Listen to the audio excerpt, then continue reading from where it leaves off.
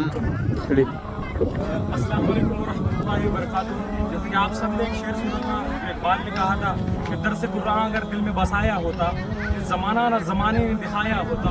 दर्स कुरान अगर दिल में बसाया होता, ये ज़माना ना ज़माने में दिखाया होता। चाट ली तुमने फ़लसफ़े इंग्लिश की, हाथ भूले से भी कुरान को लगाया होता। जैसा कि हम और आप तमाम लोग इस बात से वाकिफ़ हैं कि आजकल हमारे माशरे में क्या बात चल रही है, जो ट्रेंडिंग में आप भी देख रहे होंगे सोशल मीडियाज़ के ज़रिए कि एक भगवा लव ट्रैप नामी एक नया मुद्दा जो मुसलमानों के खिलाफ छेड़ा जा रहा है, एक स्ट्रैटेजी छेड़ी जा रही है मुसलमानों के खिलाफ। भगवा लव ट्रैप क्या है? भगवा लव ट्रैप एक ऐसी चीज़ है जो मुसलमानों की लड़कियों को यानी हमारी असमतों को लूटने के लिए, उससे मजहब को छीनने के लिए एक स्ट्रैटेजी बनाई गई है।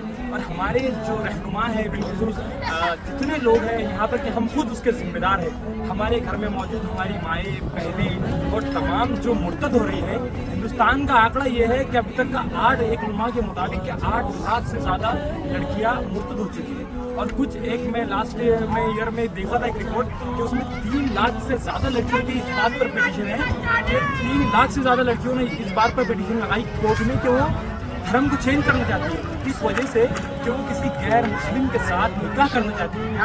माज़अल्लाह निकाह नहीं बल्कि शादी करना चाहती है, कोर्ट मैरिज करना चाहती है। तो आप तमाम मुसलमानों से मेरी और हम तमाम मुसलमानों की ये इल्तिजा है कि आप अपने घरों में भी और अपने तमाम माशरे में भी इस बात को जहन में रखें कि ये जो भी फैल रहा है, जो पेंशन की बात है उम्मत मुस्लिमा के लिए, उससे दूर रहने की हिम्मत अमली की ज़रूरत है और स्ट्रेटजी को बनाया जाए। इसके बदल भी बहुत हो सकते हैं। अपन कहते हैं कि लड़कियों को नहीं पढ़ाना चाहिए, लड़कियों को पढ़ा सकते हैं, लेकिन लड़कियों को पढ़ाने के लिए वो मदरसा और इस्लामिक रूल्स को अपने को आयत करना होगा, ठीक है। तो एक बात कही जाती है ना, जैसे कि अगर कोई लड़का ख़राब होता है, जैसे कि लड़के हम भी इतने ठीक नहीं है, हम भी कहीं ना कहीं गुनाहगार है, खताकार है, सियाकार है, लेकिन लड़का जब ख़राब होता है तो वो घर को ख़राब करता है। लेकिन कोई लड़की और कोई औरत ख़राब होती है तो नस्लें बर्बाद करती है। इस बात को ज़हन नशीन करें और जो भी बोर्ड पर दिखाया गया है पीछे उसको ज़हन नशीन करें और आगे हिकमत अमली पर अमल किया जाए।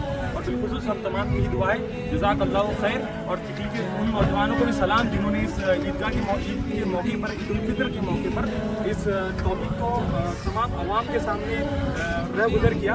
और आखिर में मेरी आप तमाम से उम्मीद है कि आप जितने मुसलमानों पर जुल्म हो रहा है बिलखुसूस हिंदुस्तान के साथ साथ फ़लस्तीन में, और जो हमारा पहला काबा है नबी पाक मोहम्मद मुस्तफ़ा सल्लल्लाहु अलैहि वसल्लम ने तमाम अंबिया कराम की जहाँ पर इमामत की थी, उस मुकाम की आज़ादी के लिए जो कोई यहूदियों के यानी जो इजराइल के कब्ज़े में है उसके लिए भी दुआ करें। जज़ाकल्लाहु खैर। ईद मुबारक हो।